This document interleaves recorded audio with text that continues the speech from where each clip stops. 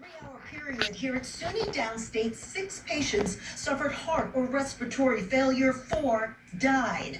The loss is taking a toll on everyone at the hospital in East Flatbush. Today is pretty intense. We've had a bunch of people die in a very short period of time, which we, are prepared for. But when it happens so many times in one shift, it's pretty hard to tolerate. Even more difficult to wrap their heads around knowing, as one doctor put it, the crest of the wave hasn't yet hit. The worst is yet to come. In the last 2 weeks, patient occupancy shot up 50%. Nurses are treating people with COVID-19 in what was pediatrics and have had to set up a 4th intensive care unit. I fear that we will not have enough of anything to provide for our patients. That's my biggest fear. As the virus attacks a person's lungs and slowly suffocates them. With COVID, the pneumonia is not just in one lung, but rather in both lungs, leaving the patient with no good lung. With the writing on the wall, SUNY Downstate is transitioning. Will be one of only 3 hospitals in the state that will only treat patients suffering from COVID-19.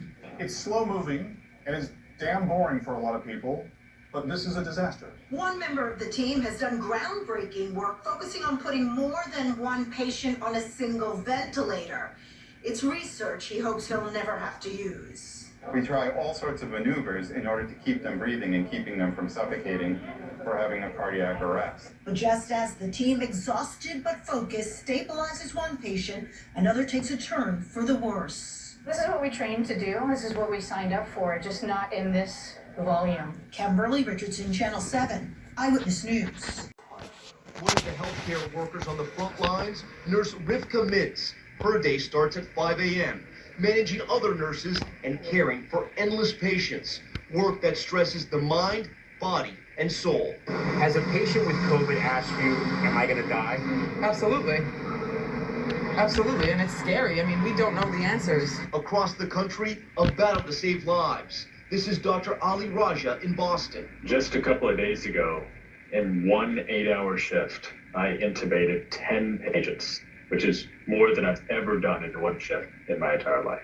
To Dr. Michael Cuba in New Orleans. The only mistake we can make as a department in the emergency room or a hospital or a health system in this region is to be underprepared and things to continue to get worse. New Jersey today reaching a grim milestone, 1,000 deaths. This is not over, and not by a long shot. ABC Stephanie Ramos out with EMTs in Teaneck, New Jersey, working around the clock. This crew just picked up a person who has tested positive for COVID-19.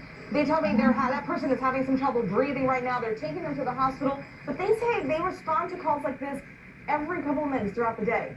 Each case is different. In Iowa City, Irina Yoder brought her 18-year-old son Dimitri to the ER. I wouldn't let anything happen to my son, so we are fighting right now for him. Twice they went, and twice Dimitri wasn't admitted. His mother says doctors sent him home, not wanting him to possibly infect other patients. He is very, very sick right now. She says he later tested positive, but slowly he got better. I'm just glad to be recovering finally. Which is good news. Tom Yamas outside that Brooklyn hospital tonight. And Tom, we all heard New York's governor today when he said he would be calling the president to ask him to allow that Navy hospital ship Comfort to accept coronavirus patients. The president, just moments before we came on the air tonight, telling the American people that he will allow for that change. That's right, David. We have to remember that Comfort has 1,000 hospital beds. When we checked earlier today, they only had about 40 patients. So Governor Cuomo made it clear they need the help from the Comfort to see COVID-19 patients. We've also learned that the president has approved for patients from New Jersey to go over to the Comfort as well, which is great news for New Jersey. But David, we have to remember the original mission of the Comfort wasn't to see COVID-19 patients. They now have to adapt, like so many on the front lines facing this tough challenge, David. Tom Yamas, that is tremendous help, though, tonight to learn of the Comfort now involved in this fight against coronavirus. Thank you. We're all